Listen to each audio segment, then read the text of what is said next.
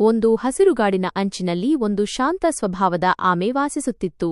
ಅದು ಯಾವಾಗಲೂ ನಿಧಾನವಾಗಿ ನಡೆಯುತ್ತಿದ್ದರೂ ತನ್ನ ಕೆಲಸವನ್ನು ಜಾಗರೂಕತೆಯಿಂದ ಮಾಡುತ್ತಿತ್ತು.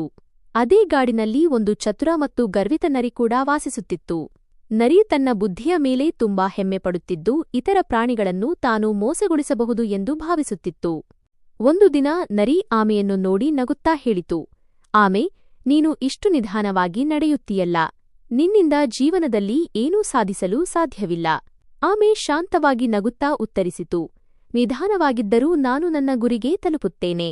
ನರಿಯು ಇದನ್ನು ಕೇಳಿ ಹಾಸ್ಯ ಮಾಡಿತು ಮತ್ತು ಆಮೆಗೆ ಪೈಪೋಟಿ ಹಾಕಿತು. ನನ್ನ ಜೊತೆ ಓಟದಲ್ಲಿ ಸ್ಪರ್ಧೆ ಮಾಡುತ್ತೀಯಾ ಎಂದು ಕೇಳಿತು. ಆಮೆ ಸ್ವಲ್ಪ ಯೋಚಿಸಿ, ಸರಿ, ಆದರೆ ನಿಷ್ಠೆಯಿಂದ ಓಡಬೇಕು ಎಂದು ಹೇಳಿತು. ಇಬ್ಬರೂ ಒಂದು ದೊಡ್ಡ ಮರವನ್ನು ಗುರಿಯನ್ನಾಗಿ ಮಾಡಿಕೊಂಡರು.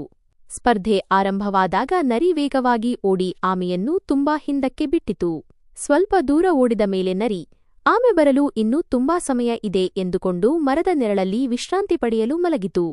ಆಮೆ ತನ್ನ ನಿಧಾನವಾದ ಹೆಜ್ಜೆಗಳನ್ನು ನಿಲ್ಲಿಸದೆ ಮುಂದುವರಿಯಿತು. ದಾರಿ ಉದ್ದವಾಗಿದ್ದರೂ ಅದು ಧೈರ್ಯ ಕಳೆದುಕೊಳ್ಳಲಿಲ್ಲ. ಸ್ವಲ್ಪ ಹೊತ್ತಿನ ನಂತರ ನರಿ ಗಾಢ ನಿದ್ರೆಗೆ ಜಾರಿತು. ಆಮೆ ನಿಧಾನವಾಗಿ ನರಿಯನ್ನು ದಾಟಿ ಗುರಿಯತ್ತ ಸಾಗಿತು. ನರಿ ಎಚ್ಚರವಾದಾಗ ಆಮೆ ಗುರಿಯ ಹತ್ತಿರದಲ್ಲಿರುವುದನ್ನು ನೋಡಿ ಅಚ್ಚರಿಗೊಂಡಿತು. ಎಷ್ಟೇ ವೇಗವಾಗಿ ಓಡಿದರೂ ತಡವಾಗಿತ್ತು. ಆಮೆ ಗುರಿ ತಲುಪಿತು ಮತ್ತು ಸ್ಪರ್ಧೆಯಲ್ಲಿ ಜಯಶಾಲಿಯಾದಿತು.